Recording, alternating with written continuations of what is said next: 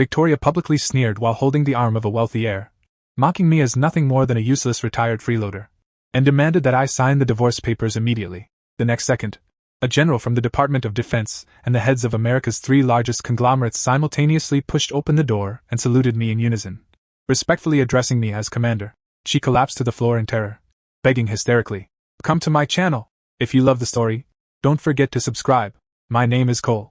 3 years ago, when the Department of Defense's secret military base issued its highest mobilization order, I signed the confidentiality agreement without hesitation, said goodbye to my newlywed wife, Victoria, and became the most elite tactical operations supervisor under the frozen commander. During those 3 years, I traveled between the freezing glaciers of Alaska and the scorching sands of the Middle East, carrying out countless top-secret missions that brought me to the brink of life and death. My codename was Ghost. My hands were stained with the blood of countless enemies, but the only faith in my heart, and the motivation that kept me alive, was my wife, Victoria, far away in Manhattan, New York. Every month, I deposited all of my allowance, after deducting essential expenses, into our joint account, even while lying wounded in a field hospital. I thought only of how I would arrange a proper wedding after returning home and take her on a honeymoon to the Caribbean. When my superiors finally approved my retirement request and released me from that lightless bunker, I flew back to New York almost overnight on a red-eye flight. I hadn't told Victoria in advance. I wanted to surprise her. At 6 in the morning, beneath a luxury apartment building on Manhattan's Upper East Side, the air was filled with the chill of autumn and the rich aroma of Starbucks coffee. Wearing an old, faded jacket and pulling a slightly battered suitcase, I stood in the elevator lobby. As the elevator doors slowly opened, I looked at my somewhat weathered face and icy eyes in the mirror, took a deep breath, and entered the code for the penthouse duplex. The password hadn't changed. It was still our wedding anniversary. With a soft beep, the security door clicked open. I expected to see Victoria emerge from the bedroom in silk pajamas, rubbing her eyes, then throw herself into my arms with a delighted cry. Instead, what met my eyes was a floor strewn with high-end bespoke men's and women's clothing, Chanel high heels scattered everywhere, and the lingering smell of expensive cologne mixed with alcohol. Beside the shoe cabinet in the foyer, there was conspicuously an extra pair of men's Gucci dress shoes, clearly not my size. My brow furrowed slightly, and every muscle in my body tensed instantly, the conditioned reflex left by years on the battlefield. I softened my footsteps and made my way toward the master bedroom up the spiral staircase. Like an infiltrator entering enemy territory, the master bedroom door was ajar, and the faint sounds of a man and woman flirting drifted from inside. "Victoria, your wooden, retired soldier husband isn't really going to suddenly pop out from some corner, is he? I don't want to see some stinking soldier's footprints on our sheets." A flippant, arrogant male voice rang out, laced with undisguised mockery. It was Thomas's voice. Thomas Vanderbilt, vice president of a major Manhattan investment firm and a regular in Victoria's Wall Street social circle. 3 years ago, when I left, the guy had relentlessly pursued her. But at the time, I chose to trust Victoria. Then came Victoria's familiar yet icy voice, as if a basin of ice water had been poured over my head. "Why bring up that loser, Marcus? He went to some godforsaken secret base, and in 3 years he hasn't made a peep. He's probably already dead in some trench or discharged from the military. Even if he did come back, so what? In this money-worshipping age, his miserable allowance wouldn't even be enough to buy me a single bag at Bergdorf Goodman. Thomas, don't ruin the mood by mentioning him. Come here." Hearing this, I felt as though a heavy hammer had slammed into my chest. Yet what followed was not soul-crushing pain, but an extreme coldness and absurdity. The wife I had served for 3 years, risking my life to earn honors and money to protect, was actually fooling around with another man in our marital bed while belittling me as worthless. I did not lose my temper, nor did I kick down the door like some hysterical shrew who had lost all reason. My gaze instantly became deep and dangerous. After the extreme rage came a calmness as still as stagnant water. I turned around, walked to the liquor cabinet in the living room, poured myself a glass of chilled whiskey, and downed it in one gulp. The strong liquor burned down my throat, completely dispelling the fatigue of the journey. Just then, the door to the master bedroom opened. Victoria stepped out wrapped in a silk bathrobe, her long hair slightly tousled and her fair neck covered in suggestive kiss marks. When she saw me sitting on the living room sofa, pouring myself another drink, her entire body froze. The flush in her face faded completely within a second, replaced by incredulous horror and disgust. Thomas Vanderbilt emerged right behind her, wearing nothing but a pair of briefs and holding half a glass of champagne. He froze for a moment, then took in my appearance, the faded old jacket and the heavily worn military duffel bag at my feet. An expression of utter contempt and mockery immediately spread across Thomas's face. Well, who do we have here? So you're Victoria's legendary soldier husband who supposedly died in the army?" Thomas swaggered over to me and looked down at me condescendingly, his tone brimming with provocation. What's the matter, soldier? You came back at the wrong time. Huh, you didn't die on the battlefield. But you did learn how to play burglar and break into people's homes? Do you even know where you are? Manhattan's Upper East Side. Does a bottom rung. Homeless ex-soldier like you earn enough in a month to buy a cup of coffee here? Victoria also came to her senses. She showed not the slightest bit of shame or remorse at being caught cheating. Instead, her embarrassment from the initial panic turned into anger. With her arms folded across her chest, she stared at me coldly. Her eyes filled with condescension and extreme impatience. Cole, do you walk without making a sound? And who gave you permission to use the passcode to enter my house?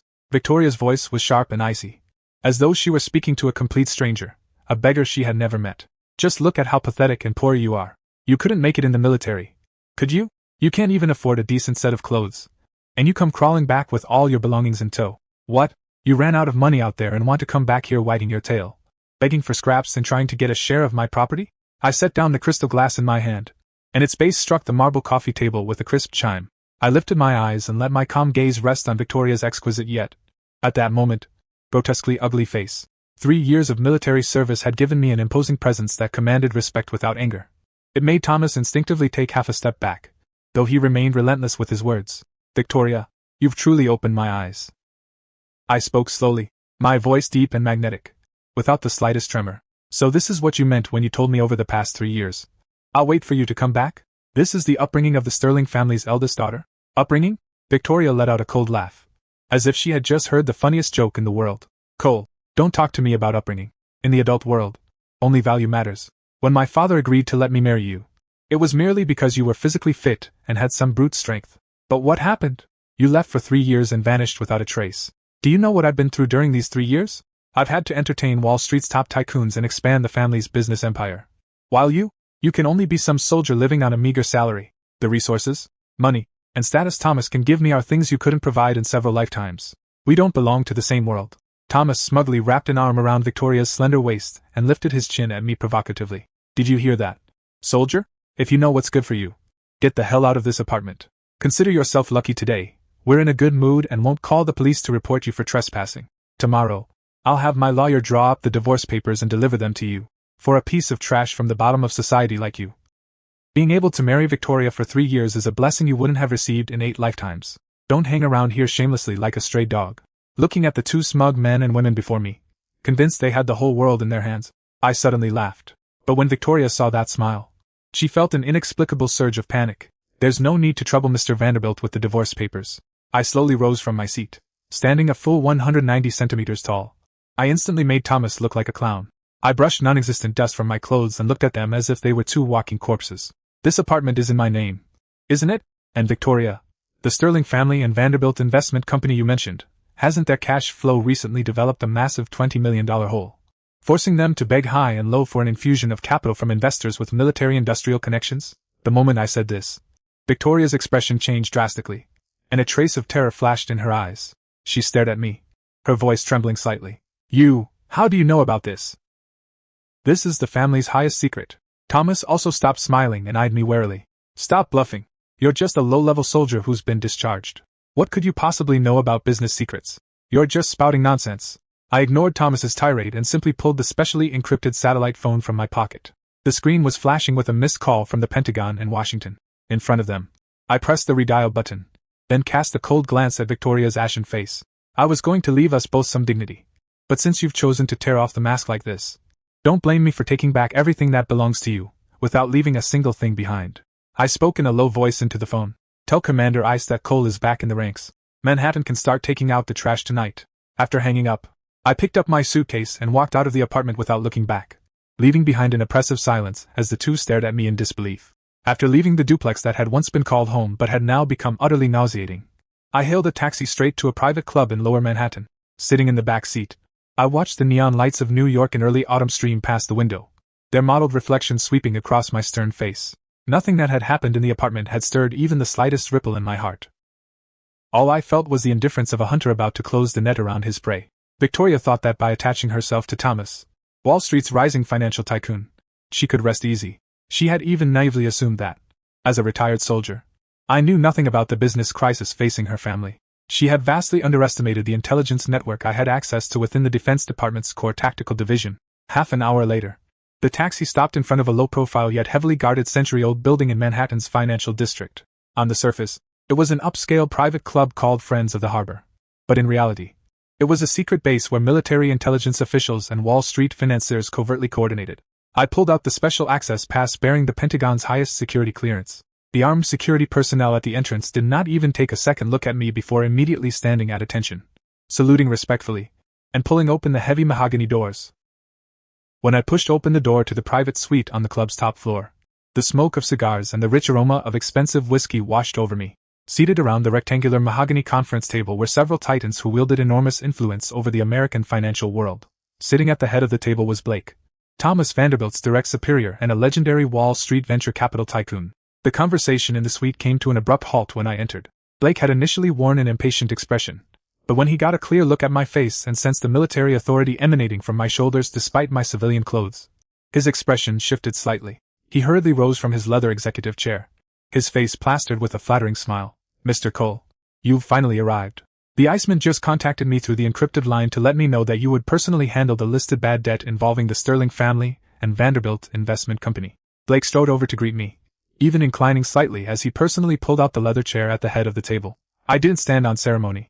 I sat down and casually placed the briefcase I had brought from the apartment on the table. Inside were the key pieces of evidence I had secretly collected over the past 3 years in the military, taking advantage of my position, regarding the Vanderbilt Investment Company's regulatory violations and the Sterling family's tax evasion. "Blake, I asked you to cut off all further funding for Thomas's project. How did it go?" I picked up a glass of soda beside me and asked calmly. Blake wiped the cold sweat from his forehead and hurriedly reported. "Mr. Cole, as you instructed, we not only completely froze the $150 million bridge loan originally intended for Vanderbilt Investment Company, but also joined forces with several other major banks and launched an audit of their assets. To be honest, that idiot Thomas recently diverted a huge amount of the company's working capital to invest in a shell biopharmaceutical project just to show off his wealth in front of Victoria. Now that the cash flow has dried up, their entire family business is sitting on the edge of a volcano." At this, the corner of my mouth curled into a cold smile. This was exactly the effect I wanted. Wasn't Victoria looking down on me just because I was a retired soldier? Didn't she think Thomas could give her unparalleled wealth and status? Then I would let them taste what it was like to fall from the clouds to rock bottom. Just then, my phone vibrated. It was a spending notification from a top luxury hotel in Manhattan, charged to the joint account that was still technically shared in our names. It showed that half an hour earlier, Victoria had spent $8,000 at a 5-star restaurant with Thomas, purchasing a bottle of vintage champagne and a caviar platter, clearly celebrating their successful escape from the burden that was me. I gave a cold laugh and turned my phone screen toward Blake. Looks like Mr. Vanderbilt is still spending as lavishly as ever. But it seems this bill was charged through my backup payment channel. Blake immediately understood. His expression darkened. "Rest assured, Mr. Cole, I'll have the finance department lock all credit lines associated with that account immediately and cancel every supplementary card under their names. What's more, there happens to be a charity gala hosted by the Manhattan Chamber of Commerce tonight. The Sterling family and Thomas will both be attending, and I've already prepared an invitation for you." I nodded slightly and downed the soda in my glass. If they enjoyed acting superior at social gatherings and basking in everyone's flattery, then tonight I would personally tear away their hypocritical masks. At 8 that evening, the most luxurious arts center on Manhattan's Upper East Side was ablaze with light, as impeccably dressed celebrities and dignitaries streamed across the red carpet. Luxury cars such as Porsches and Rolls-Royces pulled up one after another at the entrance, while camera flashes erupted in rapid succession. I was dressed in a well-tailored, custom-made dark gray suit, although I wore few conspicuous luxury brand logos. My erect bearing and stern presence, honed over years amid gunfire, drew the eyes of quite a few socialites the moment I entered the venue. At the center of the banquet hall, Victoria was chatting and laughing as she held Thomas's arm. Tonight, Victoria wore a limited-edition red mermaid evening gown that accentuated her graceful figure to perfection, while the diamond earrings at her ears glittered beneath the crystal chandeliers. She wore a proud yet reserved smile as she accepted the flattery of several Wall Street socialites. "Victoria, I hear your family's $100 billion merger with Vanderbilt Investment Company is about to be finalized. Once it goes through, you'll be the undisputed queen of Wall Street," exclaimed a socialite who was usually close to Victoria, her face full of envy. Thomas held a champagne glass and wrapped an arm around Victoria's waist, his tone brimming with arrogant, imperious confidence. "Naturally, with the Vanderbilt family backing us, the Sterling family's market value will soon double. Unlike certain lowly retired soldiers who do nothing but cause trouble for society, and don't even have the qualifications to step through a door like this. By the way, I saw that pathetic soldier in Victoria's apartment this morning, lying there like a dead dog, A few words from me were enough to scare him off. Tail between his legs. The people around them let out a chorus of sycophantic chuckles, while Victoria lifted her chin slightly, a hint of contempt and disdain flashing in her eyes. She raised her glass and parted her red lips. Don't mention that ill-omened name. From today onward, he and I have nothing to do with each other. His existence is the biggest stain on my life. Just then, the grand double doors of the hall were suddenly pushed open from outside. Several security personnel in black suits and solemn expressions quickly filed in, lining both sides of the red carpet. Immediately afterward, the president of the Manhattan Chamber of Commerce personally accompanied a middle-aged man in a bespoke suit into the hall. The music in the entire hall abruptly stopped, and everyone's eyes turned toward the entrance in unison. The middle-aged man was none other than Blake, the Wall Street venture capital tycoon who controlled the lifeblood of the entire American economy. Victoria and Thomas immediately plastered ingratiating smiles across their faces when they saw Blake appear. Thomas even hurriedly shoved aside the person next to him, straightened his tie, and strode over, eager to show off in front of Blake. Mr. Blake? Hello? I'm Thomas from Vanderbilt Investment Company. It's a pleasure to see you here. About that $10 billion investment proposal we submitted last time. Thomas extended his hand with a beaming smile, his tone utterly sycophantic. However, Blake, who usually wielded immense influence on Wall Street, did not even spare Thomas a glance. With a cold expression, he shoved away Thomas's outstretched hand, then looked past the crowd and walked straight toward me. Standing alone in the corner of the hall with a glass of champagne in hand, Thomas stood frozen in place, the smile on his face instantly congealing, while the people around him wore stunned expressions. Under the stunned gaze of hundreds of people throughout the venue, Blake strode up to me, slightly bowed, and spoke with the utmost respect. Mr. Cole, everything you asked me to handle has been taken care of. All accounts belonging to Vanderbilt Investment Corporation have been completely frozen, and all donation privileges under the Sterling and Vanderbilt families' names for tonight's charity gala have also been revoked. The moment those words were spoken, the entire banquet hall fell into deathly silence. Everyone's breathing seemed to freeze, while countless incredulous gazes shifted back and forth between Blake and me. The smile on Victoria's face stiffened completely, and she nearly dropped the champagne glass in her hand. She stared wide-eyed at the penniless retired soldier she had disparaged as worthless, her mind utterly blank. I slowly lowered my glass, my icy gaze sweeping over Thomas's deathly pale face before finally settling on Victoria, whose entire body was trembling. The corner of my mouth curled into a cruel, mocking smile. On the third day after the charity gala, Manhattan's autumn rain lashed the floor-to-ceiling windows with a bone-chilling cold. Over the past few days, the winds on Wall Street had undergone a dramatic shift. The Vanderbilt Investment Company and the Sterling family, once courted by capital from every side, now felt as though they had fallen into an icy cavern, experiencing the brutality of the capital winter. I was in no hurry to meet Victoria in person. Instead, I sat in the private office on the top floor of Baidai Investment Group, quietly sipping bitter black coffee while watching the financial statements flickering across my computer screen. Blake stood to one side, respectfully reporting the latest developments to me. Mr. Cole, following your instructions, we've sent risk warnings to all the major commercial banks. Now, not only is no one willing to lend Thomas a single cent, but several overseas acquisitions worth hundreds of millions of dollars that his family had already negotiated have also been halted by the Department of Defense on the grounds that they require a national security compliance review. As he spoke, Blake placed a freshly printed document on my desk. Also, this contains the latest information you requested regarding Victoria's internal reassignment within the Sterling family's businesses. I took the document and glanced through it, a cold smile tugging at the corners of my lips. The report showed that, after several consecutive days of cash flow disruptions and stalled projects, the Sterling family's board of directors had descended into utter chaos. As the project leader the family had been grooming, Victoria had not only proved incapable of turning the tide, but had also, because of her blind faith in Thomas's so-called business acumen, caused tens of millions of dollars in company deposits to become tied up in an unauthorized shell real estate project. Now, the Sterling patriarch was in a furious rage and had even threatened to strip Victoria of all her inheritance rights. Just as I was considering my next move, there was a knock on the office's heavy mahogany door. The secretary opened it and walked in, speaking in a somewhat unusual tone. Mr. Cole, there's a lawyer outside claiming to represent Ms. Victoria who wants to see you. He says he has something extremely urgent to discuss with you in person. I raised my eyes and waved, signaling to the secretary to let him through. A few minutes later, a middle-aged lawyer in a sharply tailored suit, carrying a briefcase, pushed open the door and entered. The moment he saw me sitting in the boss's chair, a flicker of surprise crossed his eyes. Clearly, he had not expected the mysterious figure behind the renowned Baidai Group to be a retired officer who looked so young and still carried the sharp aura of a soldier. However, years of professional training allowed him to conceal his emotions quickly. He strode to the desk, pulled out a chair, sat down, and slapped a thick document folder onto the desktop. Mr. Cole. I'm here to handle the relevant legal matters on behalf of Ms. Victoria and the Sterling family. The lawyer pushed up his gold-rimmed glasses. Although he tried to maintain a professional composure, a trace of unmistakable panic flickered in his eyes. I'll dispense with the pleasantries. This is the divorce agreement signed by Ms. Victoria and notarized by the law firm. According to its terms, both parties will dissolve their marriage amicably and go their separate ways. Given that you are now retired and have no fixed assets, Ms. Victoria has magnanimously agreed to waive all of your living debts incurred during the marriage and additionally compensate you with $50,000 in cash.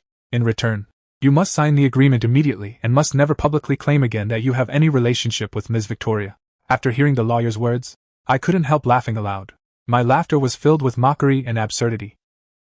Even at a time like this, Victoria still maintained that lofty, charitable attitude. Trying to dismiss me with a mere $50,000 and an extremely harsh divorce agreement, she even foolishly imagined she could conceal the fact that she had cheated on me and betrayed me during the marriage. Waive my debts? Compensate me with $50,000? I leaned forward slightly, my sharp gaze scraping across the self-important lawyer before me like a knife. Tell Victoria to keep this agreement and use it to wipe her ass. And when you go back, tell her that what she considers pride and generosity is nothing more than a colossal joke in my eyes. The lawyer's expression changed, and his tone became stern. Mr. Cole, please face the reality of the situation. Ms. Victoria is now a highly prominent elite in Manhattan's business world, while you're nothing more than an unemployed drifter who has just left the military. If you insist on refusing to listen to reason and are determined to sue the Sterling and Vanderbilt families, I can tell you plainly that you don't even have the means to pay the legal fees. We'll use the law to leave you with nothing. Legal means? I let out a cold laugh, picked up the divorce agreement, and gently tore it in two right in front of him. With a sharp ripping sound, the thick document instantly split into two, and I casually tossed it into the wastebasket. You can go back and tell Thomas and Victoria that the real legal battle is only just beginning. Just as the lawyer, furious, rose to his feet and prepared to storm out, the landline in the office suddenly began ringing urgently. I leisurely picked up the phone, and Blake's assistant spoke from the other end in an anxious voice. Mr. Cole, this is bad. According to the business intelligence we've just intercepted, Thomas has joined forces with several overseas underground capital groups in a last-ditch attempt to fabricate commercial contracts, maliciously short-sell and acquire the Sterling family's core assets. Victoria is still completely in the dark, believing that Thomas is helping her rescue the company. Upon hearing the news, I wasn't surprised in the slightest. My gaze merely grew colder. To save himself, that good-for-nothing Thomas was actually willing to scheme against even the woman beside him, attempting to completely drain the Sterling family of its last drop of blood through a hostile takeover. And to this day, Victoria was still defending that scumbag who had invited a wolf into her home. Good, I said coldly into the phone. Notify the legal department and the financial crimes unit to hand over all the hard evidence of Thomas's contract forgery, suspected commercial fraud, and illicit money laundering directly to the FBI and the Manhattan District Attorney's Office. In addition, I want you to officially announce to the public, within half an hour and in the name of Buy-Dye Investment Group, that we are launching a comprehensive audit of the Sterling family's businesses and pursuing repayment of their debts. After hanging up, I raised my head and looked at the lawyer, who was dumbfounded and too frightened to speak. I slowly rose to my feet, walked over to him, and patted him condescendingly on the shoulder. Go back and tell Victoria that she chose the wrong man, and underestimated the husband she once despised most. Tonight, the real show officially begins. The lawyer staggered back 2 steps. He did not even bother to pick up his briefcase as he stumbled out of the office, watching his disheveled figure disappear. I walked to the window and gazed at the gloomy sky outside. I knew that Victoria's nightmare had only just begun, and my revenge was gradually pushing her toward an abyss from which there would be no escape. A week had passed since that rainy night, and Manhattan's autumn wind sent fallen leaves swirling through the streets. During that week, Wall Street's financial world seemed to have endured a silent tsunami. Thomas had believed that the backing of overseas underground capital would allow him to deceive everyone, but he had no idea what kind of terrifying combination of state power and top-tier capital he was up against. The FBI and the district attorney's office acted with ruthless efficiency. In just a few days, they launched a surprise raid on Thomas's Vanderbilt Investment Company on multiple felony charges, including suspected falsification of commercial contracts, deliberate fraud, and money laundering. At that moment, I was sitting in an upscale cigar lounge in Lower Manhattan, a glass of chilled whiskey in hand, watching the streets outside through one-way glass. The military-encrypted satellite phone on the table suddenly began to vibrate, shattering the room's silence. I answered it, and on the other end came the deep, authoritative voice of Commander Ice Cole. Washington has officially approved your highest-level special assignment authority for the special liquidation operation you're conducting in New York. The Department of Defense and the Department of the Treasury will provide you with comprehensive administrative and financial support. Remember, don't give those parasites a single chance to catch their breath. Commander Ice's voice was brief and forceful, carrying the steely, ruthless edge of someone seasoned by countless battles. Understood. Sir, I replied in a low voice. The final stage of closing the net has begun. We'll have results tonight. After hanging up, I straightened my suit and tie before rising to leave the cigar lounge. Meanwhile, inside the Sterling family's luxurious estate, the atmosphere was as oppressive as the sea before a storm. Victoria sat on the spacious genuine leather sofa, her face as pale as paper and her eyes bloodshot. Everything that had happened over the past few days had completely shattered the pride and confidence she had painstakingly cultivated for years. The company's core projects had come to a complete standstill. Tens of millions of dollars in deposits had been forcibly frozen. And Thomas, the boyfriend she had always trusted and been proud of, had just been taken away by the FBI directly from a branch of Baidai Investment Group a few hours earlier on charges of serious financial fraud. What filled her with the greatest despair was that the Sterling family's board of directors had urgently convened a meeting to remove her from office. Her father, the head of the Sterling family, had been rushed to the hospital for emergency treatment after suffering a stroke brought on by extreme distress, while the other senior members of the family had placed all the blame for driving the company into dire straits squarely on her shoulders. Victoria, you good-for-nothing wastrel. Do you have any idea that you've ruined the entire business our family has built up over generations for that, Thomas? Her uncle bellowed furiously in the living room, pointing at her nose and cursing her out. Now look what's happened. All our overseas bank accounts have been inexplicably frozen by unknown capital. And Baidai Investment Group has even issued a public statement demanding that we repay all outstanding debts within 48 hours. Otherwise, they'll go straight to court and file for bankruptcy liquidation. Tell me, what are we supposed to do now? Victoria trembled all over, tears welling in her eyes.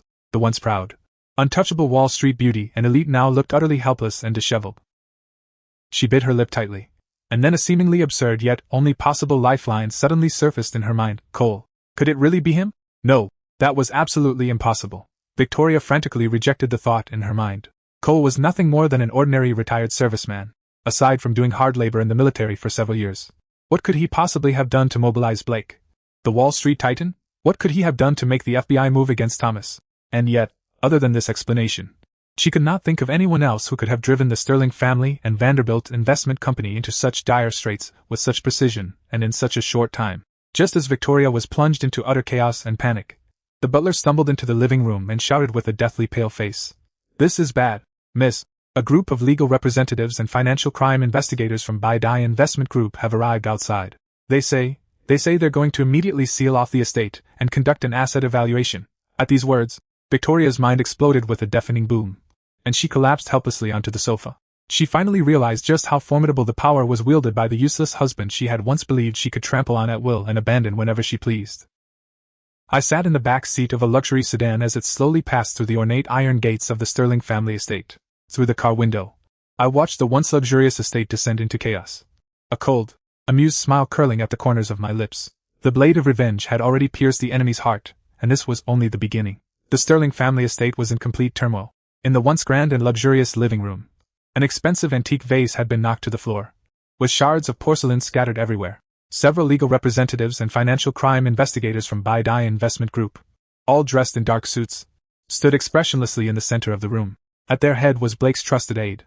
When my Rolls-Royce slowly came to a stop in front of the Fountain Plaza and I stepped out after the door opened, the once boisterous living room fell silent in an instant. Every eye turned toward me in unison. Victoria stood in the middle of the crowd, her hair somewhat disheveled, her once delicate makeup long since smudged by tears and sweat, leaving her looking rather disheveled. She glared at me, her red mermaid-style evening gown long replaced by a plain set of loungewear. Yet at that moment she looked like a gambler who had lost everything. When she saw me enter the mansion where she had lived for years, dressed in an impeccably tailored bespoke suit and surrounded by several top-tier security personnel, her eyes were filled with shock, confusion, and a trace of despair at finally seeing the truth. Cole, it really is you. Victoria's voice was terribly hoarse, and her delicate body trembled uncontrollably. She staggered 2 steps forward, wanting to approach me, but a security officer beside her coldly held out a hand to stop her. I stopped and looked down at the woman who had once stood high above me and trampled my dignity beneath her feet. There was no anger or pity in my eyes. They were as calm as a pool of deep water. Victoria, long time no see. I spoke in a flat tone. My voice was not loud, but in the spacious living room it carried an overwhelming sense of oppression. You seem surprised to see me here. Didn't you always think I was nothing more than a retired, penniless soldier living on a military salary? Someone who even found it too expensive to buy a bag at Bergdorf Goodman? Victoria's face turned as pale as paper, and her lips trembled slightly. She recalled the harsh, mocking remarks she had made to me in the apartment a few days earlier. And every word now became a resounding slap across her face. She finally understood that Thomas, the so-called rising Wall Street investment star, was nothing more than a clown jumping around in front of the true machinery of the state and the powerful tycoons operating behind the scenes. And the husband she had personally abandoned was the real chess player who held the power to decide their life or death. Cole. I was wrong. I was blind. Victoria suddenly broke down, tears streaming from her eyes as she pleaded in a choked voice. For the sake of the fact that we were once husband and wife, can you please let the Sterling family off this time? My father is still lying in the hospital, his life hanging in the balance. If the company goes bankrupt, our entire family will be ruined. Please, I beg you, stop. Hearing this, my uncle and several of the family elders could no longer remain calm. They had already been deeply displeased with the Thomas Victoria had brought back. And now, upon learning that this retired soldier they had looked down on possessed such terrifying power, they scrambled toward me on their hands and knees. They did not even have time to worry about so-called dignity and dropped to their knees with a thud. Cole, our nephew-in-law. No, Commander Cole, we were old and foolish, and we treated you poorly in the past. You're the bigger man. Please just let us off the hook. My uncle wailed through his tears and runny nose. As long as you withdraw the audit and let the Sterling family catch its breath, we'll give you half the company's shares. No, you can have all of them. Seeing these wealthy elites, who usually lorded it over others and treated money as if it were dirt, now wagging their tails and begging me like stray dogs, I let out a cold laugh. I didn't need their shares, much less their charity. How had they treated me when I left 3 years ago? And how had Victoria betrayed me during our marriage and humiliated me in every possible way upon my return? All of it would come at a price. Shares? Your shares are worthless now. I took another step forward, my gaze sweeping across every terrified face like a blade. When you joined Thomas in maliciously transferring assets and attempting to short the market, you should have known this day would come. Victoria, you just asked why I didn't choose you. I can answer you now, because from the moment you chose to betray me, you became nothing in my eyes. When Victoria heard those words, she was struck as if by lightning. Her delicate body trembled violently, her legs giving way as she collapsed completely onto the cold marble floor. She tilted her head back, tears blurring her eyes as she looked at my cold, resolute face. Regret flooded through her like a tide, swallowing her whole. She finally understood that she had personally pushed away a true powerhouse capable of protecting her for the rest of her life, and in return, she had ended up with nothing. I didn't spare her another glance. I gave the legal representative beside me a slight nod. In accordance with legal procedure, immediately placed this estate and all remaining assets under the Sterling family's name under full seizure and liquidation. Leave not a single brick or tile behind. Yes, Mr. Cole. The legal representative immediately straightened his back and responded loudly. Amid Victoria's desperate sobs and the wails of the family elders, I turned around and walked out through the manor gates. A cold moon hung high in the night sky. I got back into the car, and my phone screen lit up, the latest encrypted directive from Commander Bingjian, signaling that the grand plan for the next stage was about to unfold. 2 weeks had passed since the Sterling family estate was officially seized, and Manhattan's late autumn had gradually given way to the chill of early winter. During that half-month, Wall Street had undergone an unprecedented upheaval. While the once lofty and arrogant Sterling family and Vanderbilt Investment Company had become a complete laughingstock in financial history, the family's core assets were publicly auctioned off under the enforcement orders of the federal court. No one involved escaped unscathed. Thomas was facing criminal charges carrying decades of imprisonment for allegedly committing multiple felonies. Victoria, once dazzlingly prosperous and haughty beyond measure, had fallen from the clouds into the mud overnight. Not only had she lost her entire luxurious lifestyle, but she was also forced to flee from the relentless pursuit of her creditors. At that moment, I was sitting in an exclusive high-end tea room in Midtown Manhattan overlooking Central Park. Outside the floor-to-ceiling windows, snowflakes drifted silently from the sky, draping all of New York in silver. A steaming cup of Longjing tea sat on the table. Through the swirling steam, I examined the final liquidation report in my hands. The door was gently pushed open, and Blake walked in holding a gold-embossed invitation, a trace of respectful yet subtle amusement on his face. Mr. Cole, this is the invitation for the highest-ranking VIP to tonight's annual private summit of the National Business Association. Blake placed the invitation on the table and gave a slight bow. Also, the people downstairs have just sent up a message. Driven to the end of her tether, Victoria used every connection she had to find out that you would be attending the summit tonight. She has been waiting outside the hotel lobby for 3 full hours, hoping to see you one last time. Upon hearing that name, my hand paused slightly as I lifted my teacup, but I then took a sip as though nothing had happened. Victoria's appearance did not surprise me much. When someone possesses supreme power and unshakable capital, those who once abandoned and looked down on them will naturally do everything they can to grasp at the last straw. Let her come up. I set down my teacup, my voice so calm that it held not the slightest ripple. Some accounts need to be settled once and for all. Understood, Mr. Cole. Blake acknowledged this, then turned and left the room. About 10 minutes later, the door to the private room was pushed open again. Victoria slowly walked in. The arrogant, imperious air of the Wall Street socialite she had once possessed was nowhere to be seen. She wore a thin, somewhat outdated black trench coat, her long hair slightly disheveled. Her once flawless, exquisitely made-up face was bare, pale as a sheet of paper, and her eyes were filled with exhaustion, despair, and endless regret.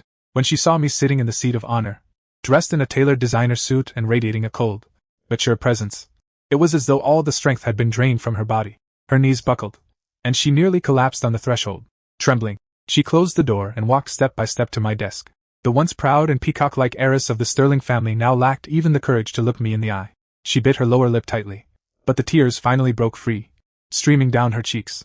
Cole. Victoria's voice was filled with an almost broken sob, hoarse enough to make it nearly impossible to recognize her as the sharp-tongued, haughty woman she had once been. I truly know I was wrong. For the past 2 weeks, I've had nightmares every day, dreaming of the way you looked at me when you left 3 years ago. It's only today that I finally understood what I had lost, and what kind of man I had destroyed with my own hands. I said nothing, merely watching her in silence, my gaze as deep as the sea. Victoria finally broke down completely when she saw that I showed no reaction.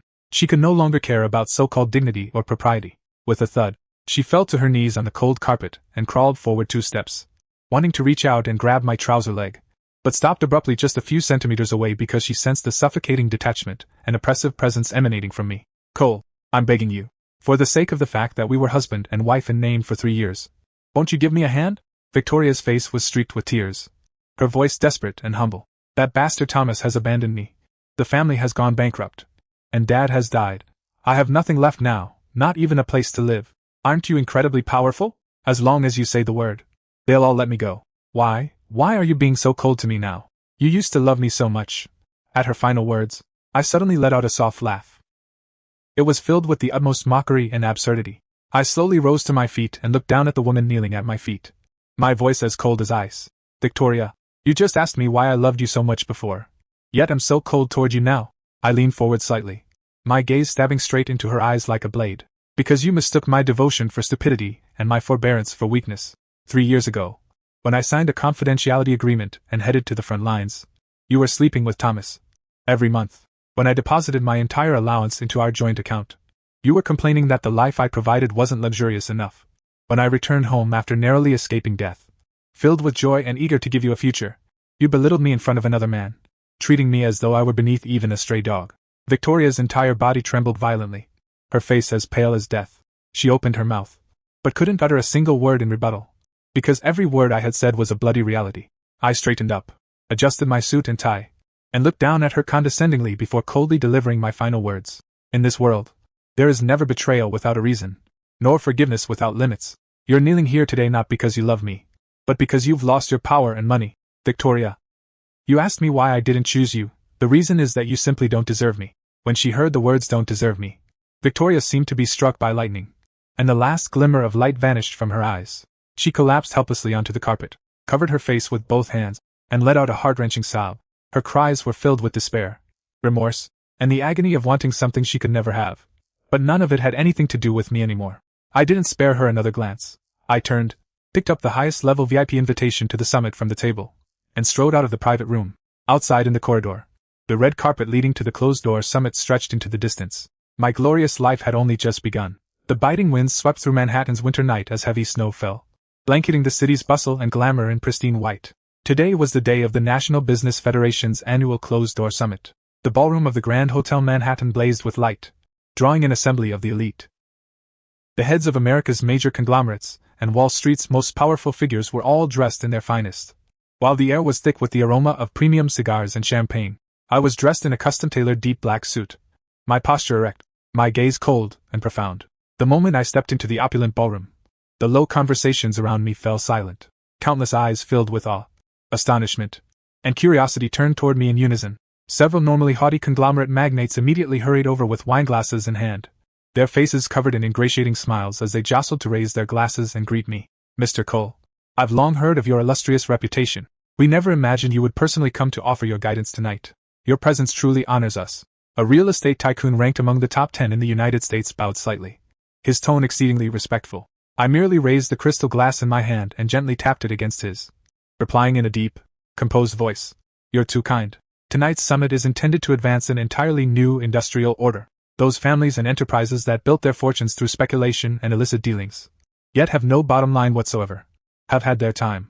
It is time to remove them from the game once and for all." Hearing my words, everyone present felt a chill in their hearts. They nodded in agreement one after another, and the looks they gave me became increasingly reverent. They all understood clearly that the true central figure now controlling the lifeblood of the entire American economy and the direction of military-industrial capital was standing right before them. Meanwhile, outside the hotel's heavy revolving doors, a fierce blizzard howled. Victoria stood alone at the foot of the steps. The thin black trench coat she wore had long since been soaked by the snow, and she was trembling violently from the cold. On her feet was a pair of badly worn old high heels, which looked especially flimsy and pathetic against the frozen snow. She was like a vagrant abandoned by the entire world, staring fixedly at the resplendent entrance, as the last glimmer of light in her eyes was slowly devoured by merciless reality. The tea-room meeting 2 weeks earlier had completely shattered all her fantasies. Her family's bankruptcy, her father's death, her boyfriend's betrayal, and her crushing debts, these heavy blows pressed down on her like a mountain, leaving her struggling to breathe. She had once believed that as long as she humbled herself and repented through floods of tears, the man who had once loved her so deeply would change his mind and take her back, protecting her behind him as he had in the past. But only now did she finally understand. Some mischances last a lifetime, and some betrayals can never be forgiven. The security personnel recognized the woman who had once been imperious in high society but was now reduced to the state of a beggar. They immediately walked over with blank expressions and coldly drove her away. "Ma'am, this is a private high-level summit. Please leave immediately and do not obstruct the passage of our distinguished guests." Victoria did not resist, nor did she throw a hysterical tantrum. She merely raised her head slowly and, through the spotless floor-to-ceiling glass window, saw me from afar, surrounded at the center like the moon among the stars. At that moment, I was the lofty, all-powerful legend of the business and military worlds. While she did not even have the right to take a single step through the entrance, their gazes met across the thick bulletproof glass. I did not even furrow my brow. I simply raised my glass and calmly shifted my gaze away from her, as though I were looking at a complete stranger who had long since ceased to matter. Victoria's body swayed violently, and a warm, metallic sweetness rose in her throat. She gave a tragic smile as 2 streams of hot tears mingled with the cold snow melt and slid down her cheeks. At last, in that moment, she fully understood, with the most foolish arrogance and betrayal of her life. She had personally pushed away the man who could have given her the entire world, and had driven her own life into an abyss from which there was no escape. The wind and snow grew ever more fierce, completely swallowing her figure in Manhattan's frozen night. Inside the hall, dazzling lights shimmered amid the clinking glasses and crisscrossing shadows. I stood at the pinnacle of power, basking in everyone's awe and admiration, and strode toward the brand new future that belonged to me. The end. Thank you for listening. Please subscribe, like, share, and comment. Thank you.